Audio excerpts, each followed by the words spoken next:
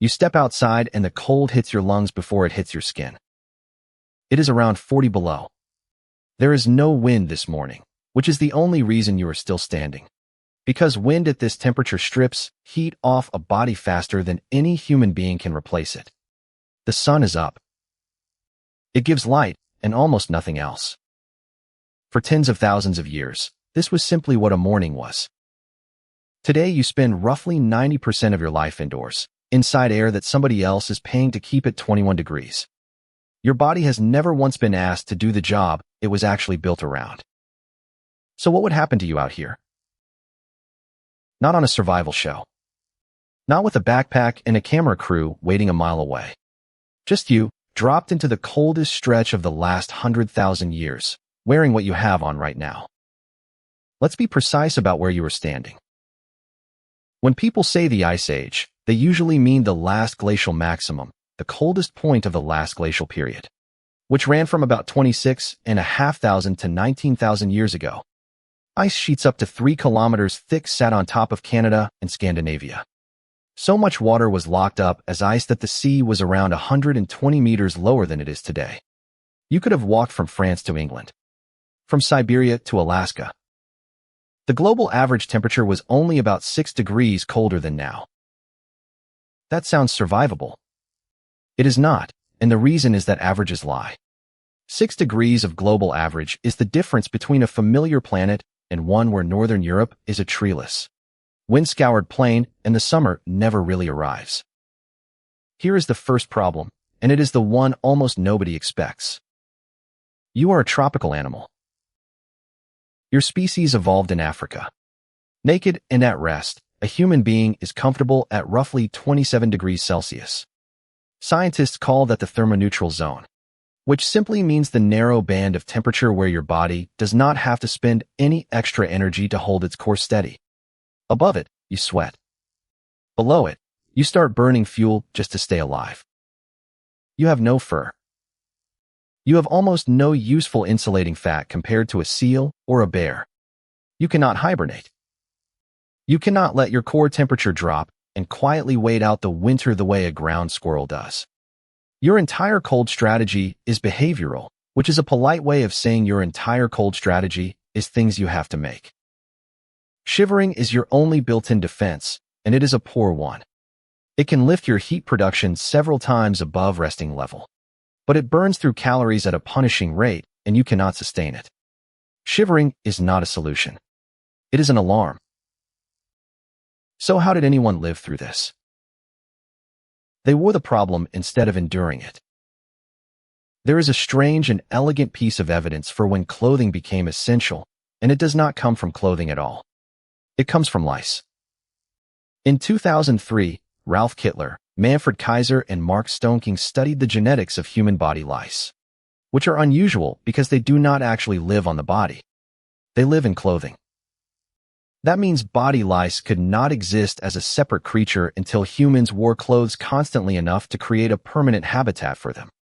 They're split from head, lice therefore dates the habit of wearing clothes.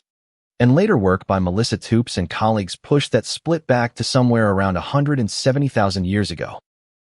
But wrapping a hide around your shoulders is not the same as surviving 40 below. The anthropologist Ian Gilligan has spent years on exactly this distinction. Draped clothing traps a little warm air. Fitted clothing seals it in. To get from one to the other, you have to cut skins into shaped pieces and stitch them tightly together. And to do that, you need one specific tool.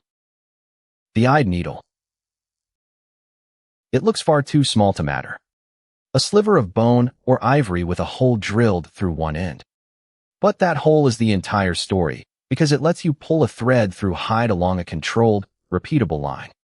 Eyed needles show up in the archaeological record roughly 40,000 years ago, and a bone needle found at Denisova Cave in Siberia is around 50,000 years old.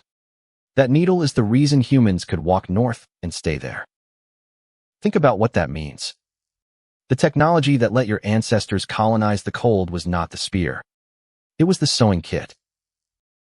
Now you need somewhere to sleep. Out on the open plains of Eastern Europe, there were no caves and almost no trees.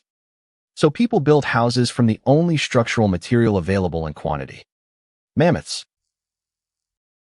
At Mezhyrich in Ukraine, archaeologists uncovered dwellings assembled from mammoth bone, with jawbones stacked in interlocking herringbone patterns to form the walls. A single hut used the remains of dozens of animals. These were not lean-tos thrown up overnight. They were engineered structures, planned, maintained, and in some cases occupied across years. At Dolní Věstonice in the Czech Republic, the archaeologist Olga Sofer found something even more unexpected.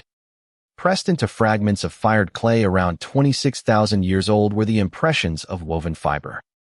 Cord, netting, basketry, actual textiles. Nobody had expected weaving that early, because plant fiber rots and normally leaves nothing behind.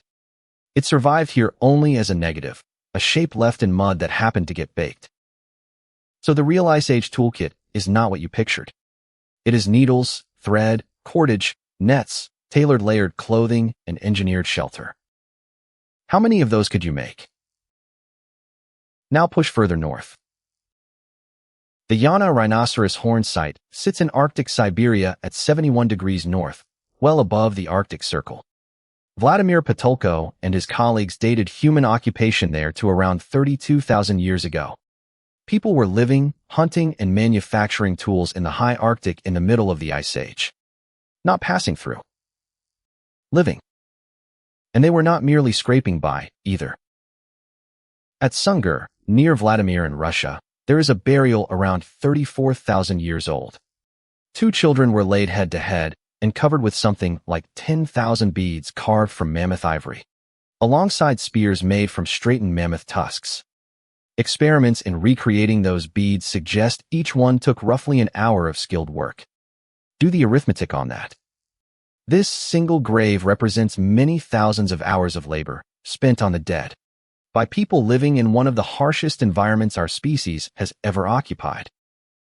Nobody spends 10,000 hours on beads while standing one bad day away from starvation. So let's reconstruct your day.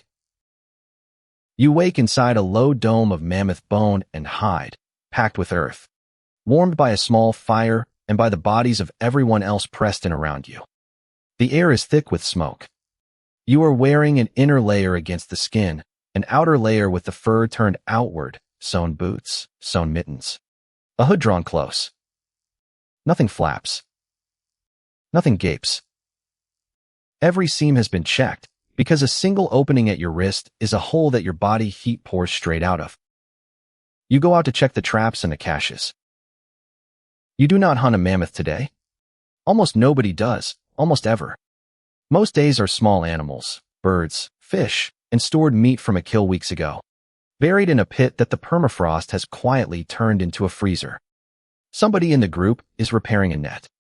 Somebody else is rendering fat, because fat is the most calorie-dense substance in this entire world, and it is also lamp fuel. And here is the number that decides everything. Out here, you need somewhere in the region of 4,000 to 5,000 calories a day, possibly more, purely to hold your temperature and do your work. Not to build muscle. Not to train for anything. Just to exist. This is where the twist lands. The cold is not what kills you. Cold is an engineering problem, and your ancestors solved it with needles and fat and fire and walls. What kills you is the arithmetic. Every hour you spend outside is energy you must replace, and in a landscape with no farms, no shops, and no dependable plants for months at a stretch, replacing it demands knowledge you simply do not carry. Which animals are where, in this season, in this weather. How to read snow. How to cache meat so it neither spoils nor gets stolen. How to close a torn seam with numb fingers before the heat leaks out of you. You would not freeze to death on day one. You would run a small deficit every single hour until you stopped. And then there is the second twist, the larger one. We tend to picture the Ice Age as the era that nearly finished our species. Now look at what actually appears during it.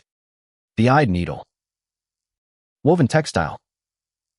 The oil lamp. Deliberate food storage. Long-distance exchange networks carrying shells and find stone hundreds of kilometers. And the paintings at Chauvet Cave in France, some of them around 36,000 years old. with lions and rhinos and horses drawn with a confidence that stops modern artists in their tracks. The Ice Age did not nearly break humanity. It finished building it. The cold selected relentlessly for planning, for cooperation, for teaching, for the strange ability to hold next winter in your head in the middle of summer and act on it now. The mind you are using to follow this sentence was sharpened in that furnace, or more accurately, in that freezer. Which brings all of it back to you. Look down at what you are wearing. Somewhere in it there is a seam. That seam exists because a person 40,000 years ago drilled a hole through a splinter of bone. You are dressed in layers, because layering was worked out on the mammoth step. The room around you has walls, a roof, a heat source, and a door, and every one of those is an Ice Age idea, scaled up and plugged in. You are not separate from those people. You are wearing their homework. So no, you would not last a day out there. Not because you are weak, but because you are missing 40,000 years of accumulated instruction, and you have never once in your life needed it. You step outside and the cold hits your lungs before it hits your skin. Then you pull your coat closed, over a seam somebody invented so that you could, and you keep walking.